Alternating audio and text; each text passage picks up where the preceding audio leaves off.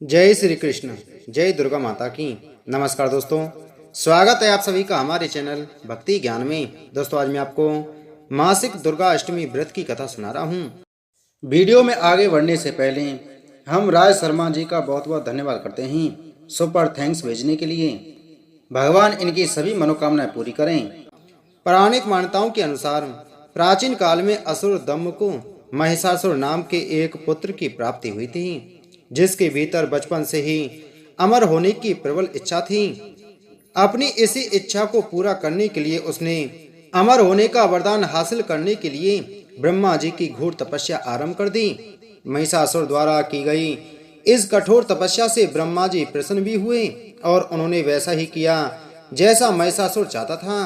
ब्रह्मा जी ने खुश होकर उसे मनचाहा वरदान मांगने को कहा। ऐसे में महिषासुर, जो सिर्फ अमर होना चाहता था, उसने ब्रह्मा जी से वरदान मांगते हुए खुद को अमर करने के लिए उन्हें बाध्य कर दिया।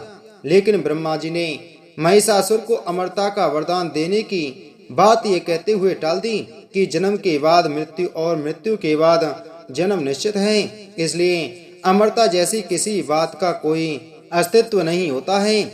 जिसके बाद ब्रह्मा जी की बात सुनकर महिषासुर ने उनसे एक अन्य वरदान मांगने की इच्छा जताते हुए कहा कि ठीक है स्वामी, अगर मृत्यु होना तय है तो मुझे ऐसा वरदान दे दीजिए कि मेरी मृत्यु किसी स्त्री के हाथ से ही हो। इसके अलावा अन्य कोई दैत्य, मानव या देवता कोई भी मेरा वध ना कर पाए। जिसके बाद ब्रह्मा जी ने महिषासुर को दूसरा वरदान दे दिया।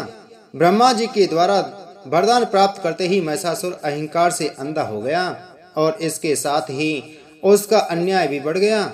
मौत के वैसे से मुक्त होकर उसने अपनी सेना के साथ पृथ्वी लोक पर आक्रमण कर दिया, जिससे धरती चारों तरफ से त्राहिमाम होने लगी।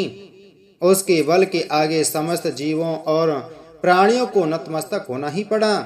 जिसके बाद पृथ्वी और पाताल को अपने अधीन करने के बाद अहंकारी महिषासुर ने इंद्रलोक पर भी आक्रमण कर दिया, जिसमें उन्होंने इंद्रदेव को पराजित कर स्वर्ग पर भी कब्जा कर लिया। महिषासुर से परेशान होकर सभी देवी देवता त्रिदेवों के पास सहायता मांगने के लिए पहुंचे। इस पर विष्णु जी ने उसके अंत के लिए देवी शक्ति के निर्माण की सलाह दी। जिसके बाद सभी देवताओं ने मिलकर देवी शक्ति को सहायता के लिए पुकारा और इस पुकार को सुनकर सभी देवताओं के शरीर में से निकले तेज ने एक अत्यंत खूबसूरत स्त्री का निर्माण किया।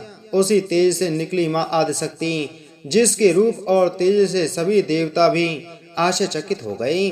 त्रिदेवों की मदद से निर्मित हुई देवी दुर्गा को हिमवान ने सवारी के लिए सिंह दिया और इसी प्रकार वहां मौजूद सभी देवताओं ने भी माँ को अपने एक एक अस्त्र शस्त्र सौंपे और इस तरह स्वर्ग में देवी दुर्गा को इस समस्या हेतु तैयार किया गया।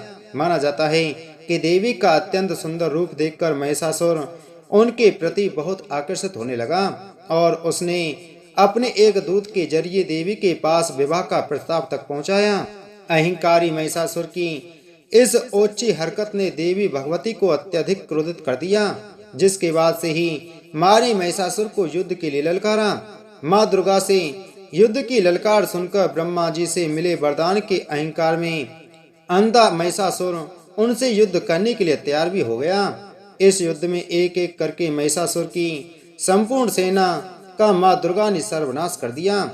इस दौरान ये भी माना जाता है कि ये युद्ध पूरे 9 दिनों तक चलता रहा, जिसके दौरान असुरों के सम्राट महिषासुर ने विभिन्न रूप धरकर देवी को छलने की कई बार कोशिश की, लेकिन उसकी सभी कोशिश आखिरकार नाकाम रही और देवी भगवती ने अपने चक्र से इस युद्ध में महिषासुर का सिर काटते हुए उसका वध कर दिया। अंत में इस तरह देवी भगवती के हाथों महिषासुर की मृत्यु संभव हो पाई। माना जाता है कि इसी दिन माँ भगवती ने स्वर्ग लोक, पृथ्वी लोक और पाताल लोक को महिषासुर के पापों से मुक्ति दिलाई थी। उस दिन से ही दुर्गा अष्टमी का पर्व प्रारंभ हुआ। बोलो माता दुर्गा की जय।